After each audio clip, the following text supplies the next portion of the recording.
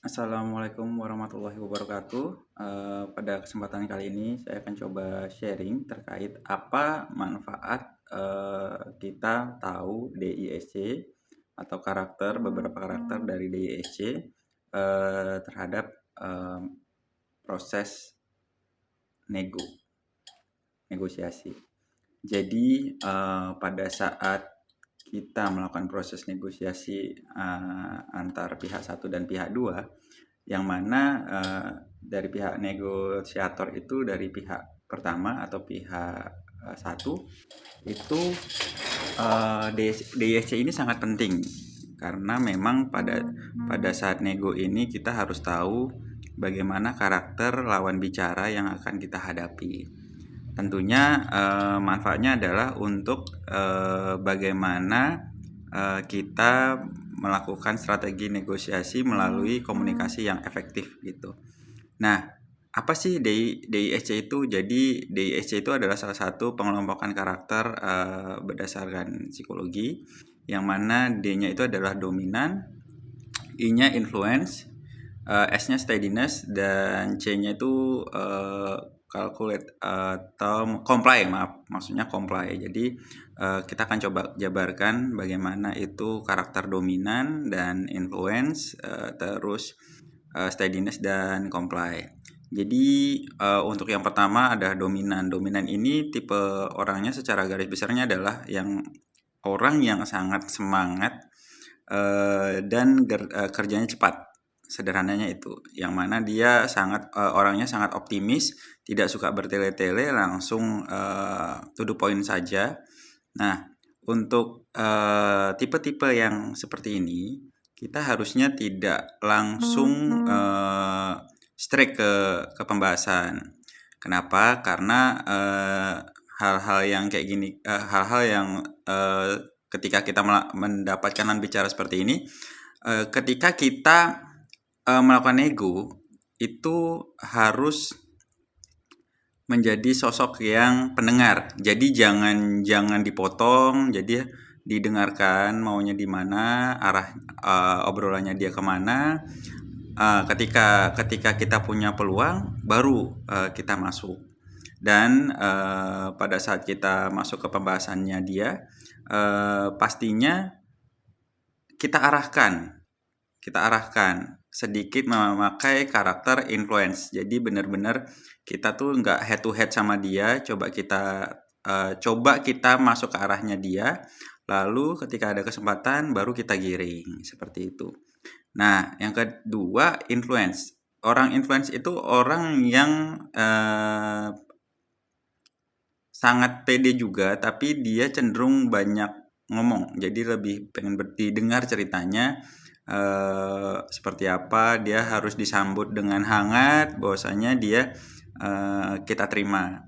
Nah, orang-orang yang sifatnya influence ini kita harus sangat teliti, harus sangat kritis. Kenapa? Karena khawatirnya kita akan terbawa dari strateginya dia. Nah, untuk kita menjadi orang yang influence ini, kita harus menjadi orang yang sedikit comply dan dominan. Jadi ketika orang influence ini kan dia akan mengarahkan dengan gesturnya dia, dengan secara komunikasi itu dia akan membuat kita nyaman dan khawatirnya akan terbawa dengan giringannya dia. Nah, dengan seperti ini kita harus jadi orang yang comply, yang mana pembahasannya jelas, tidak kemana-mana, tapi ketika ada momen kita jadi dominan, seperti itu. Nah, kalau untuk orang yang steadiness, orangnya ini lebih cenderung tidak ingin melakukan perubahan yang secara cepat. Jadi dia itu orangnya tuh cukup sulit ya menjadi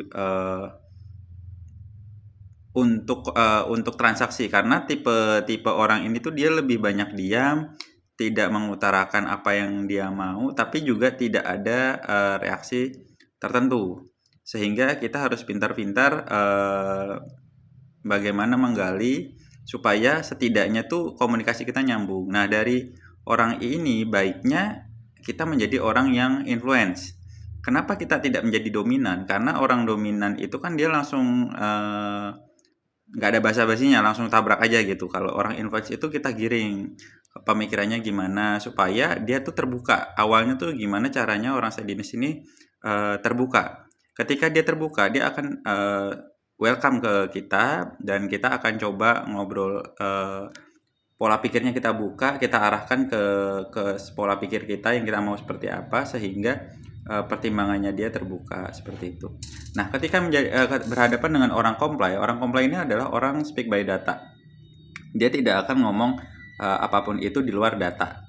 Sehingga ketika kita ketemu orang komplain terus kita menjadi sosok yang orang influence, itu cukup susah karena kalau orang influence itu kan dia mencoba menggali sana sini. Nah, orang komplain ini dia tidak suka basa-basi karena dia acuannya adalah data.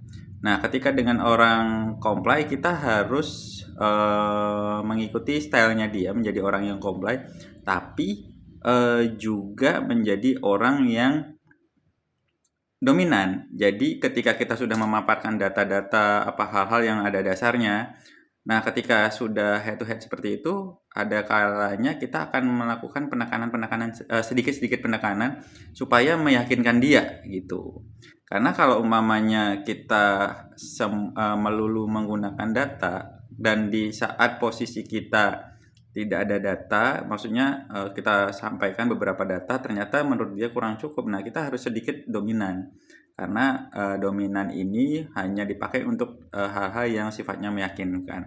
Itu saja dari saya, itu adalah beberapa pengalaman yang pernah saya lakukan dan alhamdulillah sangat efektif hingga saat ini. Semoga dapat bermanfaat buat teman-teman yang lain. Terima kasih.